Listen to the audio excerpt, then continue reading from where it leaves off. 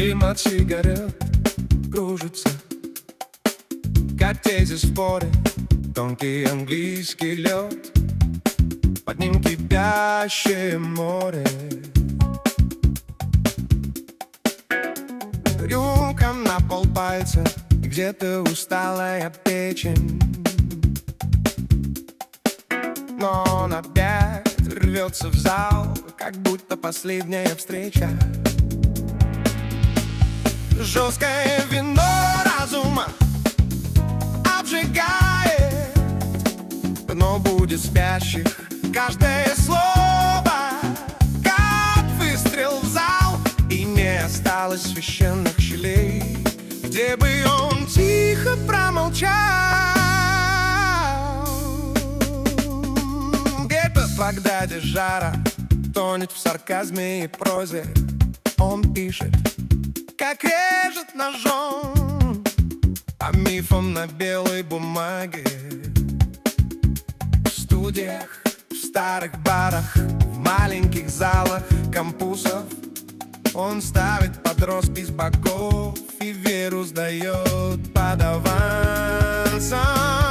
Жесткое вино разума обжигает, но будет спящих каждое слово, как выстрел в зал. И не осталось священных щелей, где бы он тихо промолчал.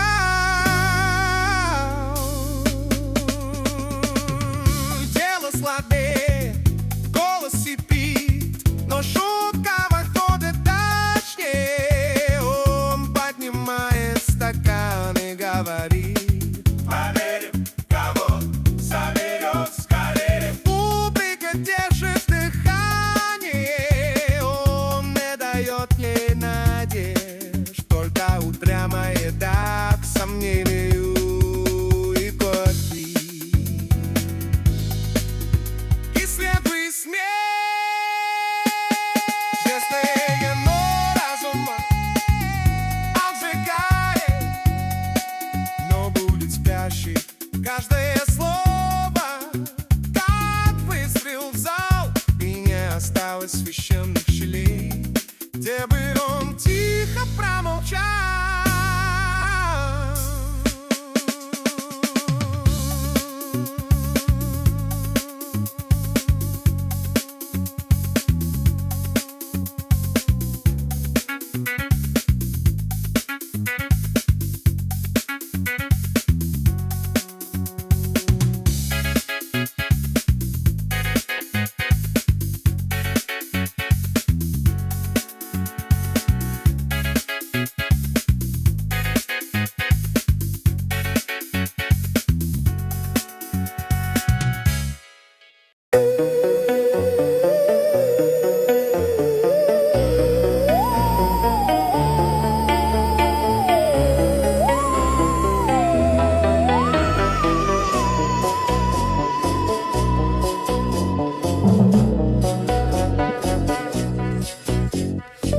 This land was made for you and me. That includes our poor and hungry. If you want to join the fight, come stand with us on the right side of history. Divided we stand, united we fall. In the belly of the beast, fighting fascists, the tyrants.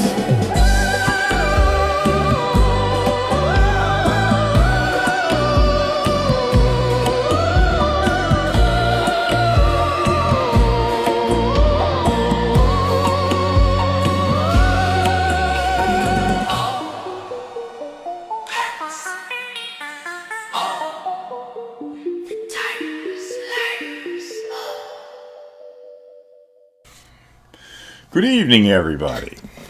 It's Saturday night, and that means it's Divided We Stand. And it's good to see everybody again. We know that we had all kinds of technical difficulties. Dave and I were arguing about whose fault it was. But hopefully tonight it'll be okay. And if I'm right, we'll be able to see Dave and hear Dave perfectly, because he'll be in Arlington, Virginia, where things are going copacetically. Whereas when he was in Tuscaloosa, Alabama, out in the boondocks, we don't know what was really going on there. Now, I could be wrong, and maybe we'll have that same problem when he gets home where you can't hear him. But we'll see. In any case, this is Divided We Stand. If you're not familiar with the face you see on your computer or on your cell phone right now, we are a political organization. We have a group on Facebook that's fairly popular. We have 1,600 members and growing every day. And we also have a YouTube channel, not quite as popular, but you can see the videos there, and we are not monetized, which means that David Price and I are not looking for money. No avarice here, folks. Just plain old talk, bullshit, but we are not putting our hands in your pockets. There's also another advantage to become a subscriber to Divided We Stand, and that is that when you do watch our videos, you won't be seeing any ads. That's nice. That's because we're not monetized. So what's worse than watching videos on YouTube that are 30 seconds long and the ad's a minute long? Pfft, ridiculous. Come right here. Now, you may not like the show that much, but there's something for everybody. There really, really is. And if you want to get some honest conversation and some bullshit added, well, you've come to the right place. Speaking of bullshit, let's go to my good friend, educator, former musician, cruiser. He cruises on the high seas all the time, and that would be our David Price. Dave, what is up with you, and how was your trip on the high seas? Okay. That was good. That was good. Now put your finger on the mic. Oh, it works perfectly now. Everybody. We're gonna ask something. Now, Brian and I have been together on the show for more than a few days, and we don't correspond that much, but we do from time to time. And this is a message that he sent me, and I will give anybody a Tootsie Roll if I am not aware of this message. It's right there in my phone. It's a phone message, and here's what it says, and I quote: "No pool, no pool. Ooh, no pool. No pool, come on. But, well, really easy. A pool, a pool. Oh, pool, I believe. Come on, well, come on." That's one of two things. It's either his attempt to write a song lyric, which sucks, or the other thing is it's his imitation of Donald Trump. And we all know where that leads. But well, I don't say the United States. That's what I have to. Shades of America. That's what I have to put up with. The other thing is, while Brian was talking, I was looking, and we lost actually 33% of our audience while he was talking. And just since I've started talking, we've gained 20%. So I think it's well. How was your cruise, first of all? Cold. Well, where was your cruise? I mean, didn't you go down to the Gulf or the Caribbean? The Caribbean, yes. In fact, if for anybody who has cruised or thought about it, the water was kind of rough. In fact, how rough, you say? Well, the first night when we went to dinner, I usually don't. I usually eat up the cafeteria, but friends wanted to go. So we go down there, and one side of the ship is all windows in the dining room. And you would watch the skyline of Fort Lauderdale as you're sailing away, and then there'd be no skyline. So that means that's how much the boat was jumping. Got to see somebody that I highly recommend. If you don't know who he is, check him out, Willie Nile. He's very, very good. First time I've seen him, he's been to DC a couple of times. It was interesting. Saw 84-year-old Art Garfunkel. Got a chance to converse. Is he still singing? Yeah. Actually, can he hold a note? Well, I mean, seriously. I mean, I know he could probably get a couple notes. I will say, here's what I didn't know this because I don't follow his career so much. He lost his voice for 5 years, literally. I think I heard that because I've seen him sing in his 60s or 70s. Then he has, had to retrain it, So it he can hit some of the notes, but remember he had one of the highest voices. Right. In his and he knows he can't hit them. But what was really interesting, I think, were people were really rooting for him. And he's an amazing person. The way I kind of describe him is he was peace and love before there was peace and love. So yeah, that was kind of cool. Was he more of a And, '50s for guy, Dave, in terms of when he grew up, or was he a '60s guy? Would you consider him? No, actually, he and Paul Simon had a band or a duo called Tom and Jerry. Yeah, something like In the that, right in the 50s. beginning. Yeah, and it was interesting to hear, his take on Paul Simon. By the way, piece of news for what it's worth. Art Garfunkel said, "I'll answer it right now. You will never see Simon and Garfunkel together again." But he didn't mention when he the said that- whys. I guess they're just getting along. Or Well, at the 84, other I thing guess was it's interesting. not worth singing anyway. Neither one of them Well, could really. well, but the thing is, he said one of Paul's sons set up a meeting a couple years ago, and Mr. Garfunkel said, "I cried. I made my peace. I said I apologized to Paul for anything that I said that hurt him." But basically, two things emerged from the interview. One is why they won't sing together again.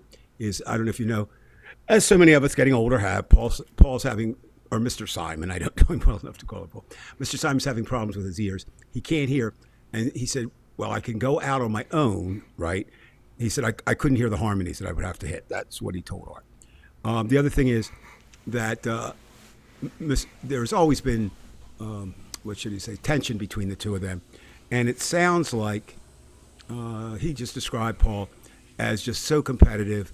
And he said at 84, I don't want to be competitive anymore. And the other thing that hastened their breakup was the fact that, excuse me,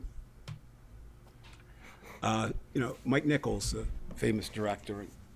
He's the one with. Team. Did he do Nichols? Was he the one that did One Flew Over the Cuckoo's Nest, or no? No, but Nichols did do Catch 22, and he asked Art Garfunkel, to be in it. Art said, "I'm not an actor." He said, "Trust me, the role is for you." He did it, and then if you remember, he starred in a movie, Bob and Carol and Ted and Alice, which was kind of sexually revolutionary. And at that point, he became really good friends with Jack Nicholson. And I think there was part of it was maybe Paul was jealous of him making it in that end. A little bit about maybe how when besties get separated, suddenly Jack Nicholson was there. The other thing that's pretty incredible, I didn't know this because I didn't know, he has walked literally, not figuratively, across America. Who, He, Garfunkel said or Nichols? Yeah, Art Garfunkel. He said many years ago, he was walking and he said, I just thinking back, he says, I'm going to go over that bridge we sang about, feeling groovy, 59th Street Bridge. And he went over it and he ended up walking across New York City. And he was kind of inspired by that. And so he walked from New York to California. And he said, how did he do that? He would go out for about 10 days, then come back and do whatever he needed to do, and then go back to that spot again. He's done that. He's done Europe from, Barcelona to Istanbul, and he's done Japan. And now he wants to do Africa. So what it was, I see where Cool Breeze Anthony here says, always my favorite. They were. And the other thing was interesting on this particular cruise was that you had they arguably, Simon and Garfunkel, the greatest duo in rock, but you had another duo represented by only one member. You had John Oates of Hall & Oates.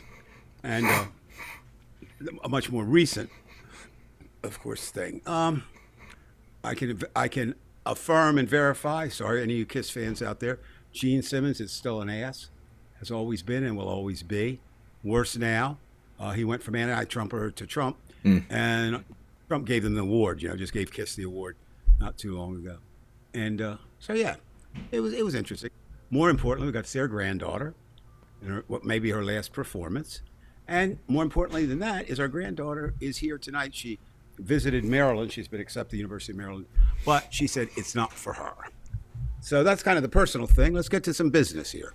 What the hell are you doing? Are you looking? No, at I'm pictures of- looking at some of the New York Times things while you speak. I'm listening to you. No. I was just saying. I was wondering. I know you're very upset, and I'm going to give it to you first. There's so many things to talk about, but let's start with a woman you have professed your undying love Yeah. to, Christy Noem, and it's bye Christy.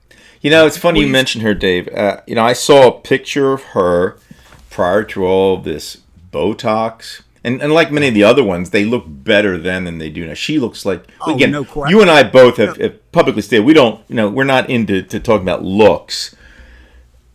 However, we do know that, a lot of these female Trumpers do seem to have this same thing going on with fillers and whatnot. And it's really hard to look at. There's nothing natural about it. It's her right to do what she wants to do with her face.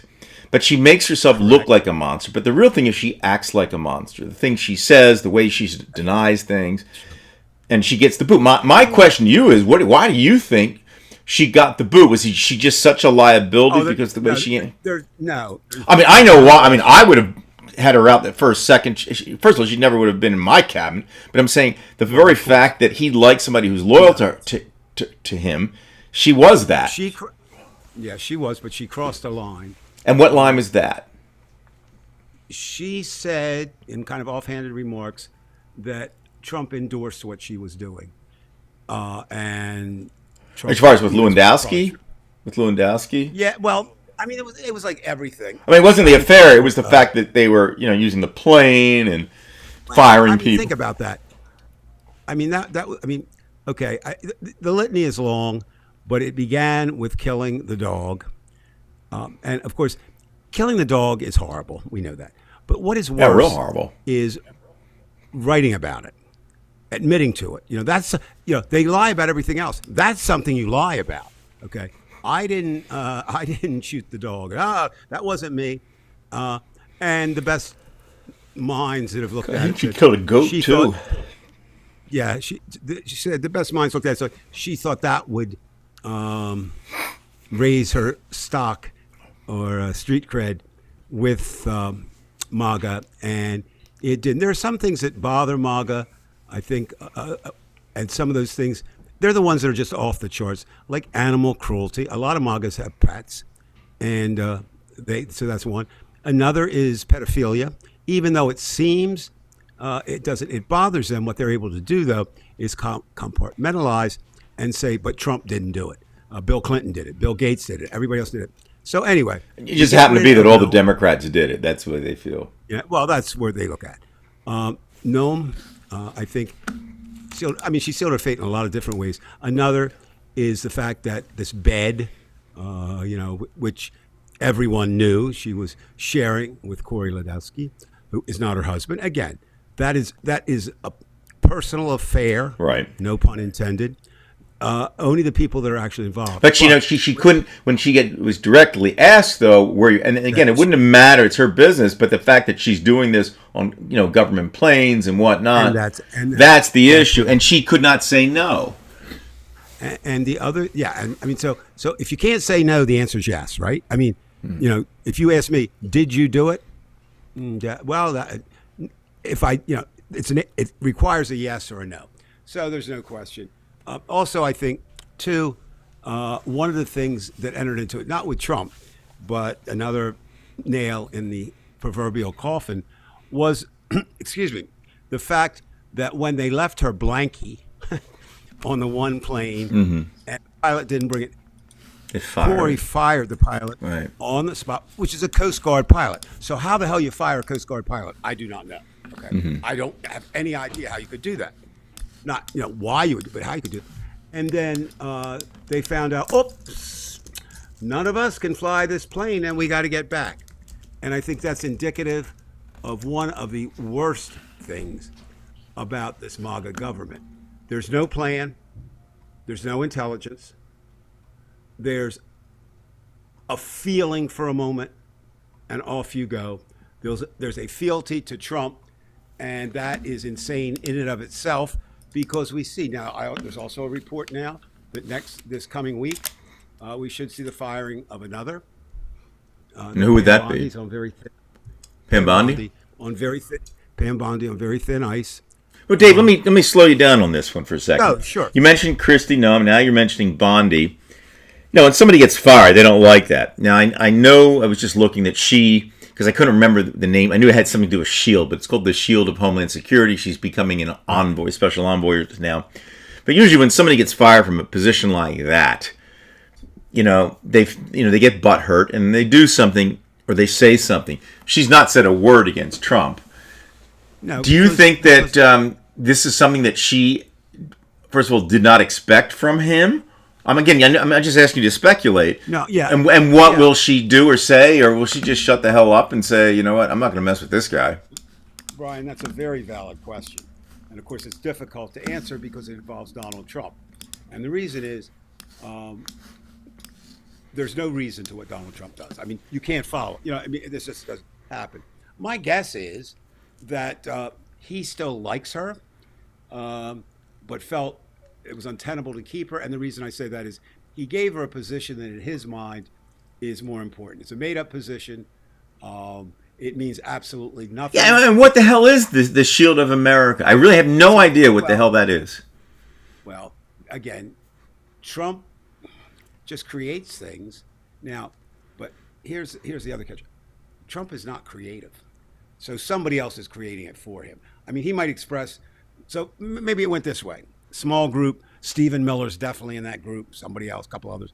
Hey, Donald Trump says, "Man, we got what are we going to do? What are we going to do?" Miller had no love for Nome. Says, "Get rid of her." But you know what, Prez? Let's give her a bone, not a literal bone, but a figure. Oh, and you think that they did that to shut her up, or no? For the whole package, yeah. I think Trump really liked her. I think he more than he does some of the others. And remember too that one of the reasons, or one of the things that Trump doesn't like to do, he loves to fire people. Okay, but the problem is when he fired people in his business, nobody knew about it, right? Nobody cared, just the people involved. With this, he's under national scrutiny. And Dave, I'm going to just stop for 1 second. Somebody talk about audio issues that I'm louder than you. Okay. I've got myself. I just turned it down to 63. I've got Dave maxed out at 100. So I don't know if you're. I hear you fine, Dave. But I mean, yeah, I do too. But let me check and see where I am, Bri. Hold on. Because I'm not getting any yelling. I'm kind of up there too. So I should be okay. But if not, let us know and we'll make the corrections. Okay. Thank you. Xfinity. Anyway.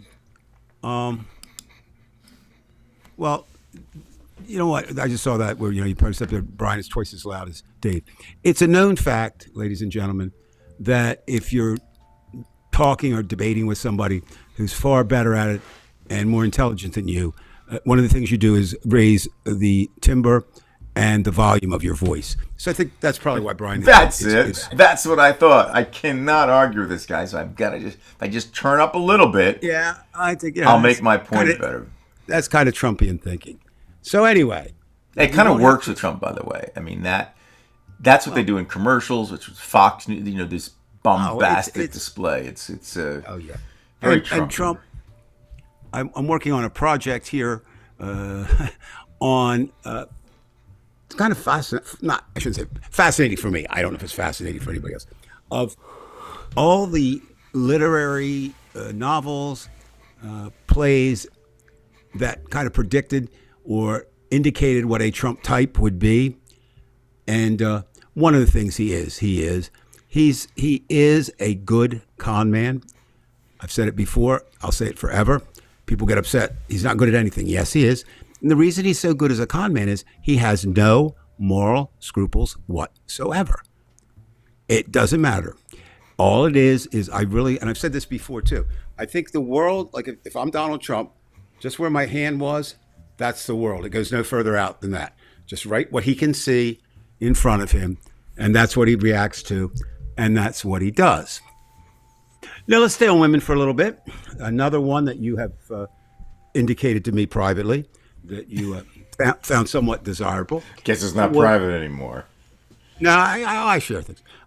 Marjorie Hedy Lamar? Taylor. No. Marjorie Taylor Greene. Oh, she's a role winner. But people are saying, "What the hell's up with Marjorie Taylor Greene?" Right. I'm going to reveal that tonight. Would you like me to? I would. Okay. Based on absolutely nothing other than my thoughts and what I've read, Marjorie Taylor Greene felt she was a woman scorned. And the reason that she felt that was she viewed herself as the queen of MAGA, and Trump was relying more on Laura Loomer than he was on her. So jealousy comes into play. Then I think Marjorie and whoever her brain trust are started to think, well, I'm not going to move up in this Trump world too much, so what could I do? And she came out, as we know, and attacked him, and is still continuing to attack him. But I describe her, as our frenemy. She's not with us, but as long as she's go for it, girl, you're attacking Trump. But here's what I think happened.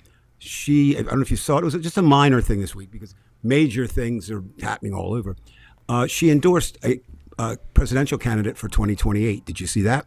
That I didn't see. And who would that be? No, I'm saying it's bare. It was out there, but there's so much going No, on. I honestly, I did not. I'm just saying. Keep me away from the news. It's not. I mean, there's 532 more important things going on, but it was interesting. I think from 2 points, she endorsed someone else who's had a complete falling out with Trump, and that for president, and that is Tucker Carlson.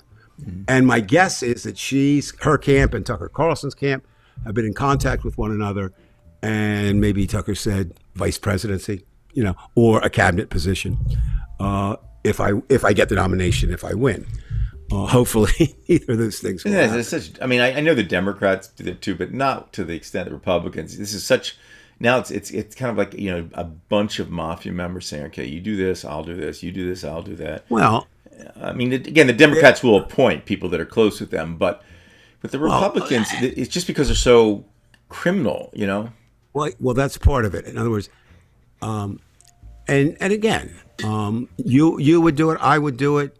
Joey would do it. Anthony would do it. I'm going to interject again, Dave. Yeah. And you're probably not. Nobody's probably familiar with this word, but there's what's called blot culture in Russia, and blot culture is usually associated with prisons. Like they have prison songs, and they were usually political prisoners. But it extended itself into government, where it was not just that somebody did something criminal. It was something built by favors, nepotism, or I'll do this for you if you do this for me. Mm-hmm. So it went beyond just simple criminality. And it seems to me that what we're talking about is kind of like something new, not for Russia, of course. This is not new there. Mm-hmm. But to me, it does have this blot feel where it's not simply, oh, he did something illegal.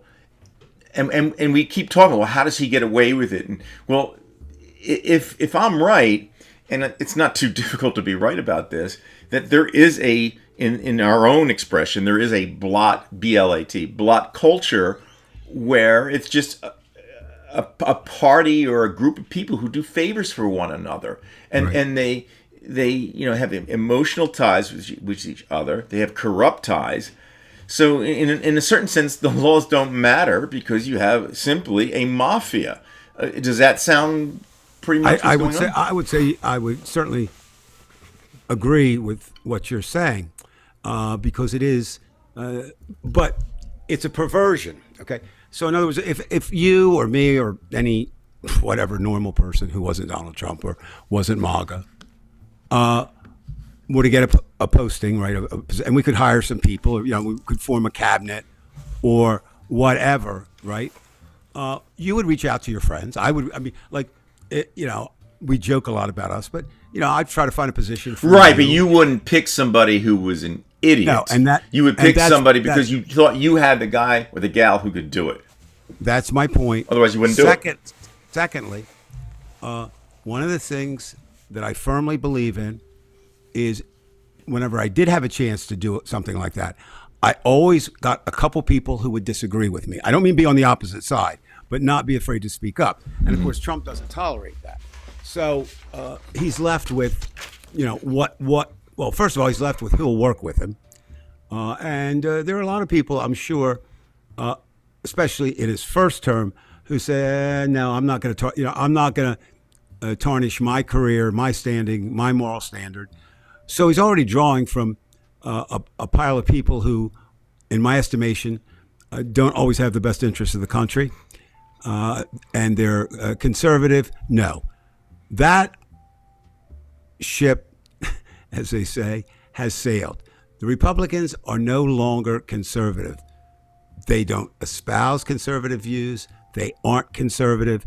They are, depending on where you place them, they are either fascist or authoritarian or in line with a tyrant. There's no other way to look at it. We are not a democracy right now. On paper, we are. We weren't a good democracy before this. Certainly, it's showing every glaring error. And back to your idea of this favors. Well, it's one thing to hire people that you know and do, but that favor.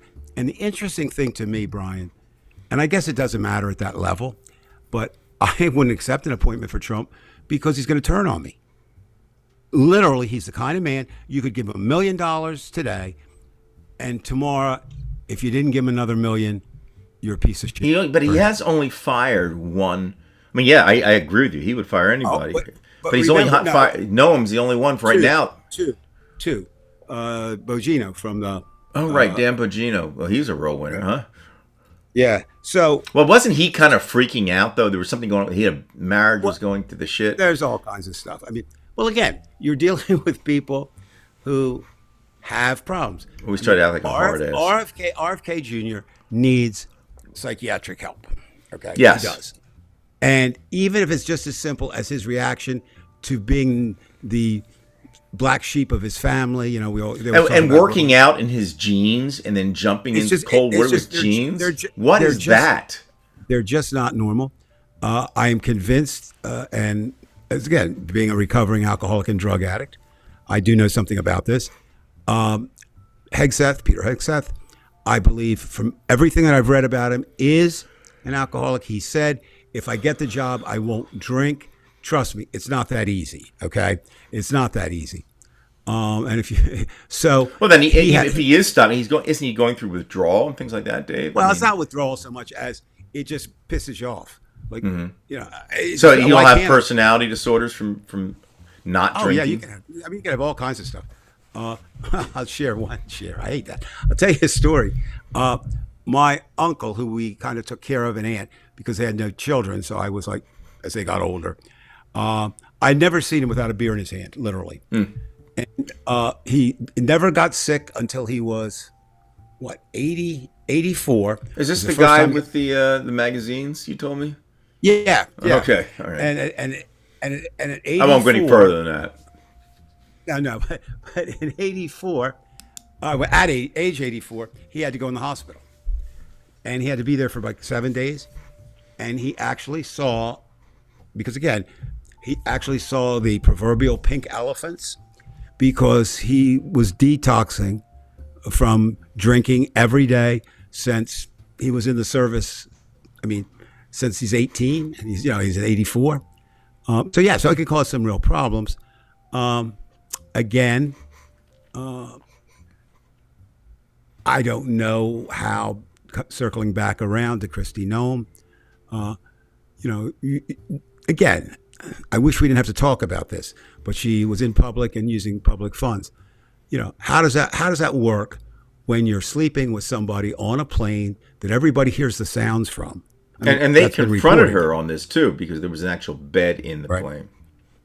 And a bed in the plane, and remain married. Now again, I got that he who was without sin cast the first stones. So we shouldn't be doing this. But the point is, we should specifically say we're not judging them, and we really mean this on the affair. But the fact that she has a plane and he's mad dogging her on the plane, that's a different story. And you know what was most interesting? I forget who the columnist was, but they kind of got to the real effort of it. They said she should base every decision on what is good for the most people. And the position she was in, she had to protect Corey, because you notice he walked out the day after. I mean, he didn't. And her husband, by the way, was right behind her too. That's Well, again, Brian, cringeworthy. something I've discovered on these 73 years on this planet.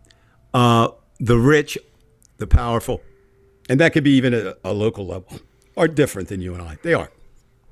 But many of them think the rules don't apply to them. Right. Many of them are more concerned with image, than anything else. Appearance is very important to them. I think it's kind of sad you brought it up earlier. Especially the Republican Yeah. Party. I mean, the way it has turned now because Trump is Yeah. into image for television. And that again, I think sometimes, I know I do forget it, and I think some of us do. He is also good at using television for his cons. He certainly became, again, we said it before, it just bears repeating. Without The Apprentice, Donald Trump is not president. Without reality TV, The Apprentice is never offered. And the fact that reality shows can be done with about maybe at most 25% of the budget, sometimes even less, as a scripted show, saving money. So Trump was able to use that and continues. Now, here's what's bad, though. He doesn't know. I don't think he knows. I don't think he knows what bad shape he's in health-wise. Look, bottom line is this, Brian, and I'm not saying it to you, but to everyone. One or three things are true. Trump is and acts as an insane man, okay? He acts as someone who would have dementia, and there's something physically wrong with him, as evidenced by what we're seeing with the cankles and the rash. And you can't see that and all him. this. I mean, I don't want to speak for him. I can't. I don't. You can't see him working out and exercising during Never the week. has. No. He's actually gone on record as saying, not like he said, if you get killed by the military, you're a loser. But he's basically said, I don't need that, and that's been consistent. I don't need that. Now, Mr. Donald Trump, if you happen to stumble on this show, just go to the mirror and take your clothes off and look at yourself. Yes, you do need it. It's amazing. We know what his diet is like. It's been revealed that a lunch for him can sometimes consist of 2 Big Macs, 2 fish sandwiches, and a large fry. Now, that's not a food prescription for good health, but for whatever reason. And it's sort of like, think about it, Brian. One of the unfortunate things is it's sort of like the story of the emperor has no clothes. Nobody wanted to tell him, that he didn't have the clothes on except for the little boy who said, that guy's naked. I mean, to me though, it seems like they really are afraid of him. I mean, obviously you would see a lot more people, going against him. And I think that's a good point, Brian. We don't know. We know that selected Trumper MAGA people who've fallen out have gotten death threats. But 2 things we don't know: how many do they get, and how do you take it? Are they really that concerned? And the fact that Epstein is dead, and just the idea that he would, have him knocked off, gets people scared. Let's bring that up because, of course, that's over everything. That and the war right now are the 2 big ones. What we're finding out as it goes deeper and deeper and deeper into this was not some, Jeff, that happens a lot. When you walk around with somebody at work, it automatically some people are going to think that shit, and it's not necessarily true. Sometimes it is, and sometimes it isn't. No, a person very well, an ex-principal, accused me of having an affair with someone that I didn't, simply because we hung around together. It happens. I know the principal, I do. Okay, I won't. I'm not saying the name, but I do know. No. You know.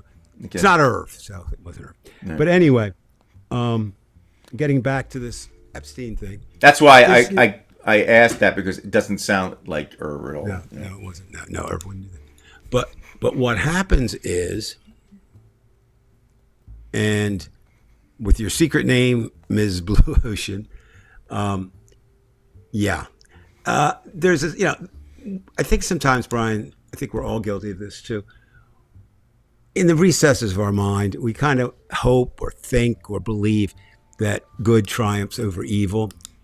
And probably in the long run, because no one lives In the forever, United States, it's worked over the long run. In the United you know, States, but I mean, yeah.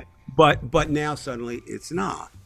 And so with this Epstein thing, though, I think I know I was missing it. I mean, yeah, it's big. It is huge. I mean, it is. If 1/10 of what has been revealed as true, right? and what do they still have 50 million pages we haven't seen, and what never we're finding see. is they're finding all the investigations were slipshod too. So there's a lot of pressure on the investigations. The girl who's now a woman, my idol, the FBI interviewed her 4 times, Right. and her story was at age 13. Sometimes it's 13, sometimes it's 15, which doesn't help because they're not consistent sometimes. But that Trump forced her to give him a blowjob, and she bit his penis. I wish she had bit a little bit harder, maybe. But again, I sit there just for a moment, Brian, and I'll do the same. And I'd like everyone out there listening to this, whether you're listening live, to think about this. Is there anyone out there who could say, yep, I could have sex with a 12-year-old girl and it would be okay? If you do, you have a problem, okay? And now we're looking at even lower than that. And then we're looking at another story that I've been following. Just the gist of it is this: a 10-year-old boy has disappeared years, and there's never been any trace of him. His name comes up in the Epstein files, so he was probably, I mean, the whole thing about the Epstein when he died, with all these things like the cameras weren't working, the interview people, and things aren't coming about. There should have been more people working there. And then now it's just nobody presses on with it. That still bothers me. Well, the problem becomes that Trump now controls all the people who could press on with it. It's very hard as a reporter. I'll give you an example. Even though you had some resources as a reporter, man, if you couldn't get cooperation from the authorities, you were, you had to find somebody disgruntled, right, to tell you the story. And they have that, all right? But it's really hard to bring it out as hard truth. You talk to most reporters, and there was, mostly it was stories, not a story, that you were never able to nail down. And that's part of what's happening here, because, of course, the group to nail it down would be the FBI and the Justice Department. And they've been covering up now for, it appears, before Trump even. There's this property ranch. Do you think these were people who were loyal to Trump within the Justice Department that did that? I think because they would be the mole that Trump would have while he's not president. I think it goes beyond that. These were people that were loyal to Bill Clinton. These were people that were loyal to Donald Trump. These were people that could be purchased by Bill Gates. It was money, power, political power. And maybe it's as simple as the old story. When you can buy everything, only those things that are obscene appeal to you. And there are people who their flaws become greater with money. I always think of Bill Cosby. There's no reason that Bill Cosby had to do what he did. People say, well, why? Why? But because he could, he did. And again, you and I have had this conversation a lot. One of the things we don't understand is our own brains, or anybody else's either. I'll give you that. Absolutely. We don't understand. Even neurologists can't really know everything. Neuroscience is getting better, but it's still not there yet. And so there have been instances where I'll use Cosby. I'm not saying this happened. I'm just saying, where Cosby in his mind thought he was Cliff Huxtable, okay? His character. A nice guy, right? Mm-hmm. And a nice guy maybe wouldn't go propositioning women, right? Because he's married. So this other thing inside of his head somehow came up with the idea that by roofing them, or drugging them, that it made it, who knows? It makes absolutely no sense. And with Trump, I'm sure Donald Trump would never have had a problem getting women.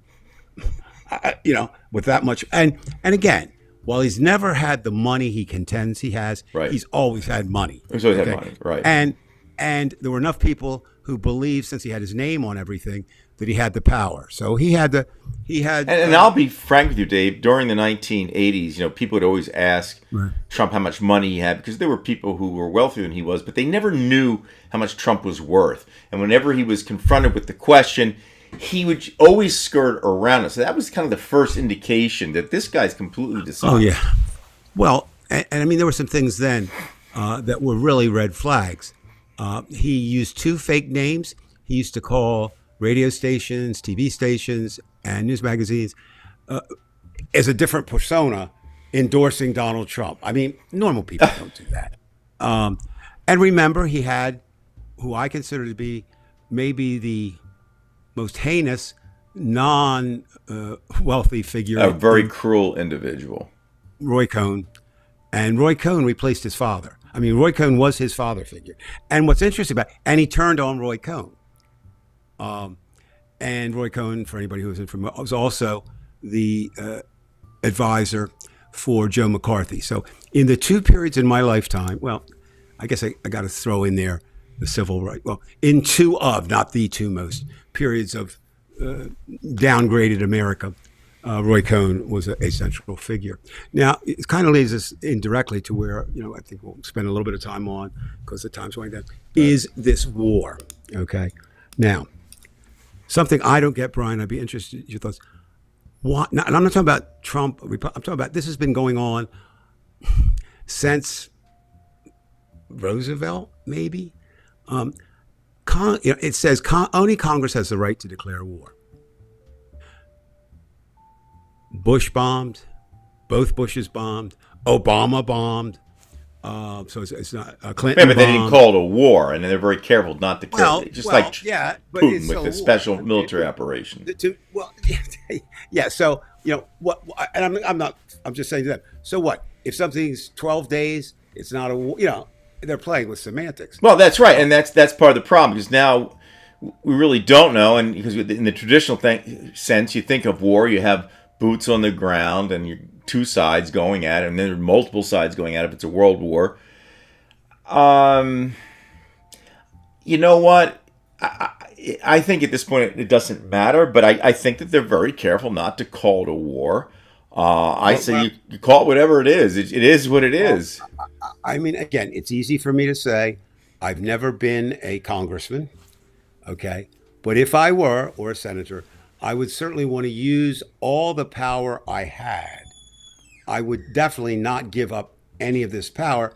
And like I said, almost But the Republican senators aren't going to let that happen. Well, but they're not. I mean, they just in essence, they're not even senators. They're just workers. Well, for Trump. they're enamored, and we know we have some other problems. I'm 73. I'm fine with that, but I do know this: I'm not quite as sharp all over as I was when I was 63. And we have senators and congressmen in their 90s. Absolutely should not happen. I'm sorry. I don't even care if you're Bernie Sanders, who still does a good job. Bernie is the outlier. So we have that. How old is Bernie, by the way? I don't know. He's in his 80s. 80s, yeah. 88. And there's a couple now. Joey, how old is Sanders? Okay. Yeah, Joey will know. So this idea, though, is in this war, here's what troubles me more than anything else. You can't believe Donald Trump. And we've never been in that situation before. We knew that presidents lie. Okay. We know that, we know that people lie. 84. Presidents lie. Sandy. Thanks, Sandy. 84? That's what I thought. Yeah, that's old, Well, yeah. I mean, like I said, Bernie's an outlier.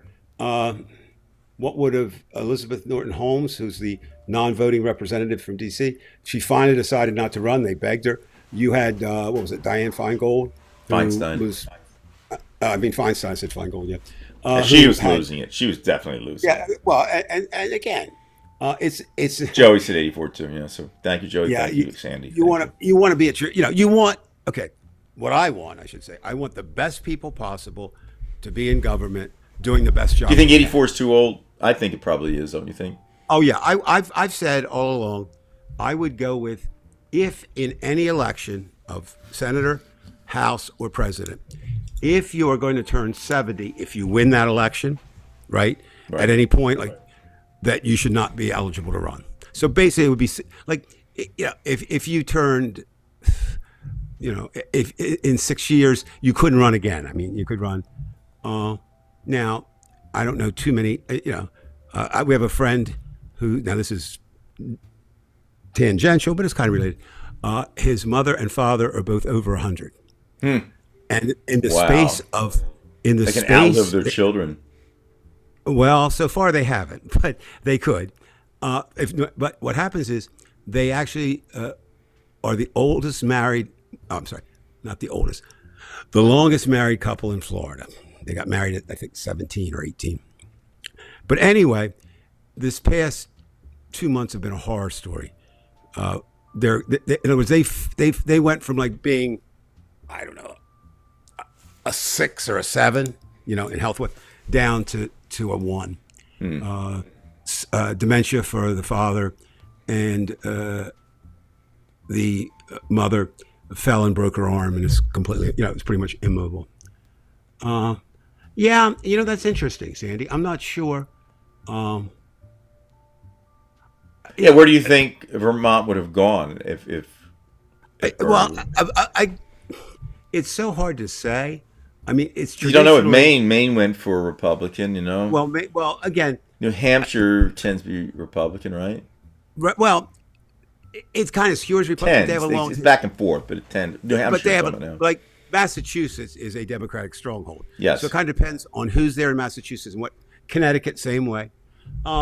So sometimes, and again, I think a governor,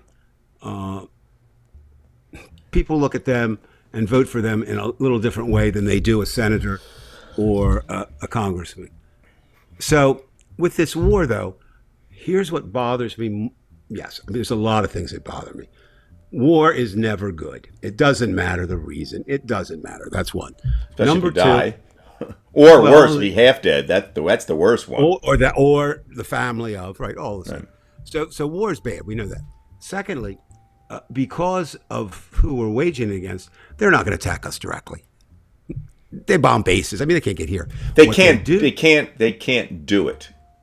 They can do some nasty shit, but they can't do it. But what? So they can't beat us. So what are they going to turn to? They're going to turn to terrorist acts we call terrorists. And by the way, do you find it interesting that China and Russia, as much as they're giving a little bit of help in terms of intelligence, they're basically, I mean, they really are sitting on the sidelines. Well, again, they could, if they wanted to, get involved, especially China. I don't mean there's some secret, meeting, but I think at this point, China knows they're on the upsurge. They're killing us in technology. Right. They're killing us. I agree. And when's the last time they fought a war? Billions. It's costing us $1 billion a day on certain days when we bomb. China's using all that to turn it around. And Hegseth says we have unlimited amounts, and I don't know how that's happening. No, we don't. We do not. Okay, we do not. We can manufacture them, but no, we do not. We can matter. See, this thing is layman. We don't know, how many missiles are being fired, and can the manufacturing process keep up with that? I don't know. What we do know is this. Number one, we're seeing a new kind of warfare. And we're seeing it in the Ukraine, too. Drones are now... And they're going to Ukraine for help, of all places. Well, again... Isn't that ironic? It is, but also they've been fighting it, and, that kind of thing. So they're aware of this. And drones, America, has not used a whole lot of drone warfare. So this is new for us. But just some of the things... What did I read somewhere? To destroy one drone... which is can be made, and they've obviously like the Shahid drones, whatever they're called. And the $10,000 for $20,000, right? $10,000 for an armed drone, and Israel, whoever's firing the missiles, sometimes it takes 4 or 5 missiles to take one out. Right, and those missiles are expensive. They are, and so what happens in this is that number two. We're creating every time we bombed, and I'm not saying. I mean, It's just a fact. You are creating more terrorists, and the reason I said they can't build an army that's going to catch us. So if your mother gets killed in a mosque or whatever, and you decide, the United States is an enemy, you're not going to enlist in the Iranian army. Well, there are, obviously the clerics have murdered a lot of people who were doing the protesters. Yeah, I mean, there obviously some of the protesters are really for this. The question is, how do you get the weapons to the protesters? And can you get them? Right? And the other thing is, my mom had a number of sayings, as most mothers do. So one of her favorite was, "Be careful what you wish for. You don't know." And in this case, we said, let's get rid of Khomeini. Okay, that was project number one. Not necessarily a bad decision, but by this group making it, they had no. And if you heard what Trump said, basically they had 4 or 5 successors in mind, right? They killed them all at the same time they killed Khomeini. So it's a complete vacuum over there. And nobody's going to want to be at least publicly announced as a leader because then they know that they will be targeted immediately. Right. And so you have, like I said, so you've got people dying, which is never good in a war. You've got an unequal distribution of cost. And I hate to say this, but if this drags on much longer, I do think we're going to get a terrorist attack or two here somewhere. I think it's the only option there. And remember, Brian, I'm not defending this. I'm just making it. Everybody's terrorist is somebody else's freedom fighter. Yeah, and that's so. While we can look at it, in a certain way, they can't. The other thing, I agree with you that is cyber attacks. I don't know. Depending on the weaponry, depending on what they do, I have no idea how long this thing's going to last. And questions on what are your objectives too? Here, we don't know here's he said capitulation, complete. Not only don't we know, Donald Trump doesn't know, Pete Hegseth doesn't know, and they should know, or at least have best opportunity. Now, one thing that I was not aware of, and I assume it's true because it hasn't been poo-pooed yet, there was a betting kind of thing where you would bet on the day and time that we would bomb Iran. And there were enough insiders that made a killing on that. What the fuck? What kind of country? What kind of system? What kind of world do we have? Well, that's the insider trading, essentially. And there you are. And this is what goes on. That's another thing. It's fucked up. And it's funny, like, you would make money, and you're not even... This is why I say I don't like the stock market, unless it's an IPO. Anything on the secondary market is not creating anything. I mean, it's really technically not collateralized, so you're not producing anything. It's not like, Joe's building a house. You're one person's building on somebody else, and the money's the real power. The money's the real thing in a certain sense, and that will buy something. But it's going to squeeze the small people out, and these rich keep getting richer. It can't sustain itself. That's why I say the stock market can't. Eventually, it can't sustain itself because it's built on a lie. There's nothing being produced unless, again, if it's the primary market, yes. But most of the trading is done in the secondary market, and that's part of the problem. I'm looking here at Kim remark. Imagine a world with a woman running. Be awesome. And first of all, I would agree with that statement.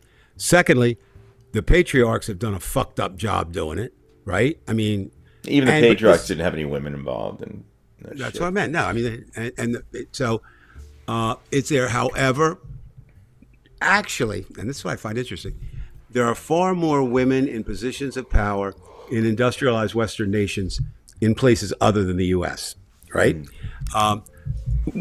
Now, again, some are queens, and this. I think the next 4 to turn, Netherlands, Spain, all will have queens going, which will be interesting. Unfortunately, a lot of times, I have to say this, and this is not a knock on what Kim said. I very much agree with it, but unfortunately, a lot of times, would it be better with Kristi Noem running it? Would it be better with Laura Loomer? No, it depends on the person. But I certainly think, for the most part, And one last thing, we're looking for. We know that Trump is making a move from what he said, from what he's doing, to not have the midterm election. There's no question that's what he's shooting for because they know they can't win. Can't win. And they certainly know now. Well, they could win if they fix things, right? I mean, fix the ballots or did all that. But what they're finding though with some of this stuff is messing with their own people as much. You know what I mean? So it's not the blind leading the blind. It really is the idiots, whether it's physical or mental or emotional or spiritual. The idiots are in charge, and that's not good in America. And by the way, I heard an interesting fact, Dave, that that's true. Half of the people who have ever lived on this planet are living right now. And well, again, but that makes sense as populations explode, and also you have to remember, and I have to keep, or we all have to keep this in mind, but especially I do sometimes, because you get dejected and all this. We are living in the best times ever. If you just break out science, medicine, but we should be a lot further along than we are. And what we find with Trump is we're only a couple of elected officials away from reverting to cavemen. We're not that far away. So I'll just close with this because this kind of ties up a lot of what we're talking about tonight. With Kim, she puts up that the Mexican president is amazing. I agree. Now think about this. There's no culture more macho than the Hispanic culture. Okay? It's built on that because it's an outgrowth of Catholicism. And yet, through all that, they were able to get this female who is amazing, as Kim says. But Trump called this meeting this week, where they had the different countries from Latin America. And basically, he actually made sexual remarks to her at the meeting. So he's incapable of doing right. A lot of people were upset today. When he went, he did agree to go when they brought the 6 bodies back to, here. But he wore his MAGA cap and he was playing with his suit. I mean, it was like he wasn't even paying attention to what was going on. So we always say pessimistic, optimistic. I'm tonight allowing myself to shift gears and saying, as long as this war is going on, no longer, I'm much more pessimistic than I was this time last week. Not saying because there's more. Don't you think it's going to hurt him in the long run if with the prices and whatnot? Because at the very least, the price is going to go up, and then you have some deaths. I'm not saying that's good. It's not. But no. I mean, it's the reality of it. No, what I think also is the fact that most of the people I think who have deserted him have deserted already, and so I don't know what else he could. They're just. I mean, there are people out there who believe this is Biden and Obama's fault. He said it. If I'd been president, this wouldn't have happened. And if you look at many posts on Facebook, all you have to do is if you look at your ex-friends, so to speak, you would see that it's the same post. This is all Biden's fault, and Dems did it too, and it's a whataboutism, and it's sickening. Well, that's true, and it's not. Although it's part of our fault as the Democratic Party in general, because we were so weak for so many years. This we go high business. It wasn't time to go high. And of course the problem with that is it is good to go high, okay, but you have to figure out what you're it has to work. Well, that's what I'm saying. You have to ask yourself, how. The way I look at it is, I don't think I personally could go as low as basically the MAGA government officials can. And so therefore I have quite a cushion. You know what I mean? Like I can go a lot lower than I am now and still feel comfortable that, because I'm battling them. I've heard it said, you don't hear it so much anymore. When Trump first came in, Brian, I'm sure you heard or saw a lot of this. Trump just makes me go so low. I think people have realized you're either for Trump or you're against Trump, or there is that third category, I really don't care. And that's the category that I wonder about. And I will conclude with this tonight. It's like your So, students who didn't do their homework. I don't give a shit. no, they don't. Nice And lecture, but I'm not doing your work, Mr. Price. yeah, no, and we all had those as teachers. Um, what I noticed this week, maybe because I was paying more attention to it, because we were away for 10 days. So we come back, we have an empty refrigerator, right? So you kind of have to restock it. And I never used to really think, I get my groceries we go, but I was looking at the prices. Wow. Yeah. I mean, it's every week. And I'll just use one thing. I happen to like Yasso yogurt bars, right? They're now $1.50 a bar. I don't like them that much. I mean, to me, that's an item that should be under $1. Now I know that's not there, not necessarily. So I've done my thing. I'm more pessimistic. Where do you stand, Brian? Well, I'm the eternal pessimist. I think in terms of philosophical terms about the universe and evolution, but it really does tie into what's happening here, and that is, this is what you're going to have. You're going to have competing organisms, just like what we've talked about, the territorial imperative. When you invade into some other area, they're going to protect themselves, and it goes back and forth. Why are we any different than any other living being on this planet? I don't know. Look. Why don't we just fucking be honest, Dave, and just say the whole fucking system is fucked up. And yes, we do have some intelligent people who can get the shit, but just like in evolution, if there are too many organisms, even if they're not the most powerful, but there are too many, and you can't overtake that. I still have to be pessimistic about this. We have a few cycles of optimism, but in the long run, even if we get past this situation, Sandy will tell you with the environment, and you've mentioned it to yourself, Dave, that it doesn't look good. And even with Guy McPherson, a lot of people thought he was a little bit off the wall, and that they had this idea that if that Guy was saying that if one ice cube hits the ocean, it's going to eventually everything's going to. Well, in general, Guy was kind of right. I mean, in the fact that we've been underestimating the levels of the ocean as far as how high we've had sea rise and whatever. So, I think in the end, as we know with our lives, we are not going to make it. But I will say this, and this is that Hedy Lamarr quote. I posted something on Facebook last night, Right.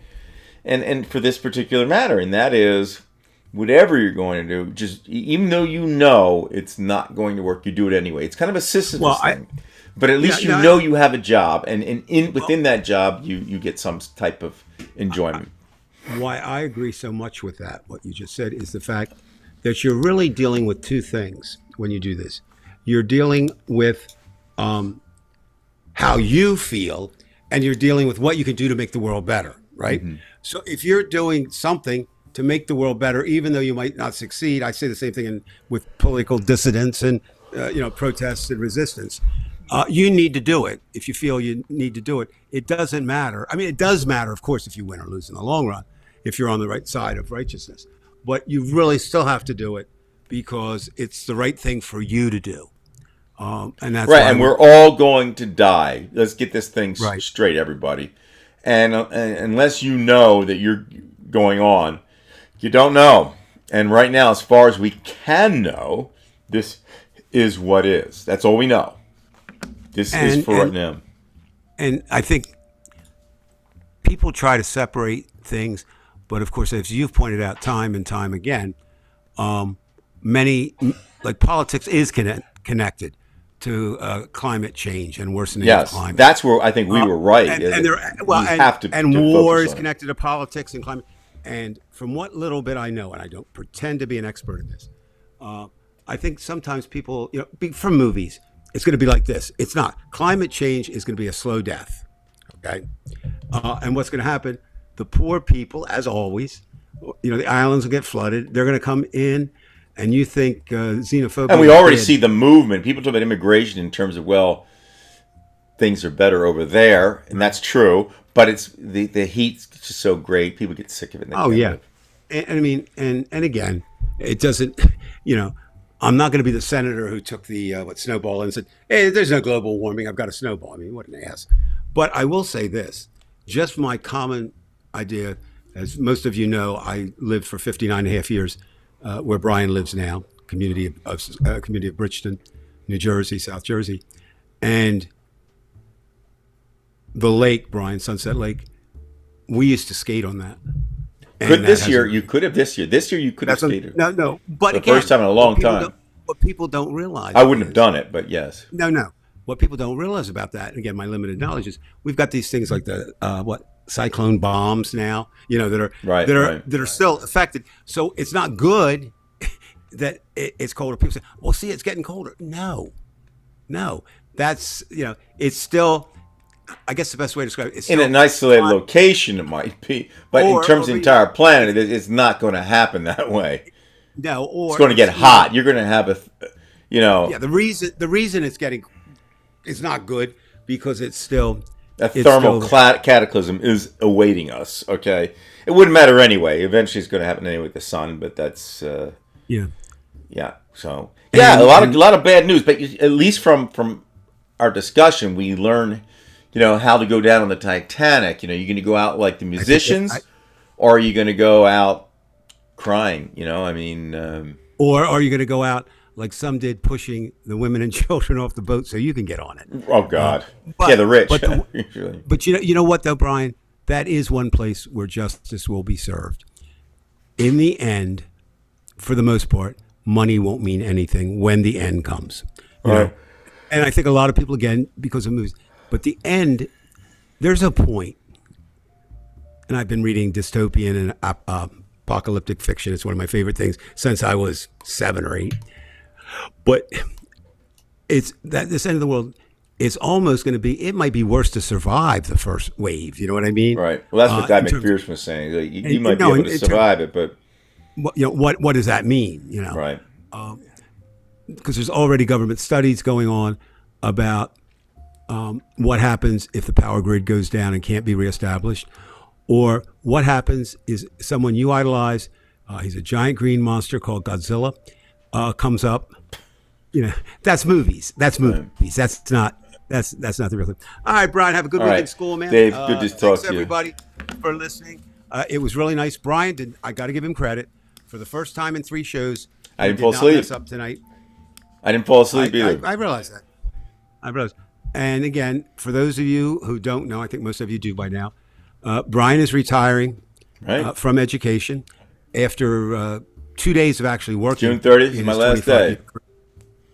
And what happens is, look on YouTube. I understand there are a lot of YouTube videos of people in the state of New Jersey ecstatic over that decision. But Okay. All right, Dave. Take Take care. care of yourself. Tell And, Ron- by the way, tell is your Ronnie cruise? I said- You have another cruise coming up? You just finished a cruise. Yes, we do. That's not till the 28th. This is a 7-day. It's going to be. I'll do this. I wish I'd come up with this. There's a saying now in this music industry of ours: is it the band or is it the brand? And what that means is, a lot of our musicians aren't around. I'll give you an example. My wife's favorite group is Chicago. Okay, they were good when they had Terry Kath. I will give them that. Yeah. But after that, I just didn't appreciate. But they're extremely popular. This year is the first time there were two living members, and what they did, both Robert Lamb and one of them, the other one was a horn player. They will participate on recordings, but not participate on tours. So when you go and see Chicago, you are seeing no members of the band. There's a band called Firefall, who had a couple one hit. It was a one-hit wonder in the 70s. And they have the Leonid and Friends from Russia. They do the Well, covers of them. have you ever seen them live, Brian? Yeah, I was considering you that they were listened going to be near here soon, but Ron and I were going to go, but we didn't get tickets. Just kind of passed by. Well, they're coming. They're coming to Birchmere, right down the street from us. I think They're and actually, good. They're popular. They I do mean, I listen to the videos. Earth, Wind, and Fire stuff too. So Oh yeah. Well, but again, that idea of this cruise that we're going on is called Flower Power. So it's basically artists from 64, from post Beatles, all the way up to Woodstock, 1970s artists. But again, Canned Heat, no original members, but one that had joined the band by the time of Woodstock. Who else is going to be there? Basically, bands have one, maybe two. The last band that I know that was all original members was ZZ Top, and they only had three. Really? So, you know, Interesting. Leonard Skinner, nobody left after Rossington died. Allman Brothers, one. The Grateful Dead. That's a big debate right now. You know, they came out with some different players. Seems so young, and now they're all dead. But Bob Weir, you know, was the young boy, right? He was what, 16 when he joined the Dead, 16 or 17. Then you've got people. Okay, so then you've also got artists. It's kind of the same thing with politics, I guess, in a way. Like when Bruce Springsteen is gone, there's no more Bruce Springsteen and the E Street Band, just because. Like there's no Bob Seger. He's pulled himself off the road. There's no Neil Diamond. He's pulled himself. The Guess Who, Kim and I have been talking about that because she's a big fan. At one point there were 3 Guess Who's. Now there's only one, and 2 original members. But again, they pass it down. So you know, what does that mean? I'll tell you. I'll be honest with you, Dave. It's rough for me. I've seen videos of Annie Haslam from Renaissance, and you know she had that just gorgeous, gorgeous voice. Yeah, tremendous. They were really, you know, she could do these turns and all these kind of things, right. and I love her. I think she's great, but I can't listen to her because I mean the only one who is at that age that I can actually say is holding his or her own is Gino Vanelli. He's just a freak of nature, but other than that, no. Well, I will give you one other freak of nature. Years ago, had you told me, "Hey, Dave, I got a ticket for Jefferson Starship. You want to go?" I said, "Absolutely not." But it's free. I said, "I don't care." I did not like them. I liked one song they did. I liked Airplane better, but I wasn't even a huge Airplane fan. But their guy, who is the only original member left from the first configuration of Starship, which came after Airplane, David Friedberg. He's 87. Shit. He sounded better or as good. 2 others that fall in that category, and they're rare, Brian, like you said. Right, like, very rare. Darlene Love, who goes back to the Phil Spector years. Best show I've seen her do, she was 84. And Little Anthony from Little Anthony Imperials. By the way, I should add that I say Gino's voice. Now, Gino moves around still really well, right. but not like he used to, like that. He's not. No. Well, physically not moving around. Right before I was just reading some things, you know, online, and Mick Jagger, who used to be, he's still a teenager sometimes. I mean, but here's what he does. Even when he's not touring, he works out 6 hours. 6 hours a day. Yeah. But again, he can do that. He doesn't have to have a job. Okay. I mean, you try. You've got a few months, and then you could do it if you wanted to. But for him, that's, you know, and he's vain and he's all that, and you know, wants to stay with a 29 or 27 inch waist or whatever. But yeah, so it's the same thing. So maybe we should title this show "Getting Old" because we were talking about politicians and musicians. The difference is politicians lose it; they hurt America. Singing artists lose it; it doesn't mean anything. Right. It's just nostalgic. I mean, you just yeah. I'm seeing this person as and you have less people there, which makes you feel more intimate with them.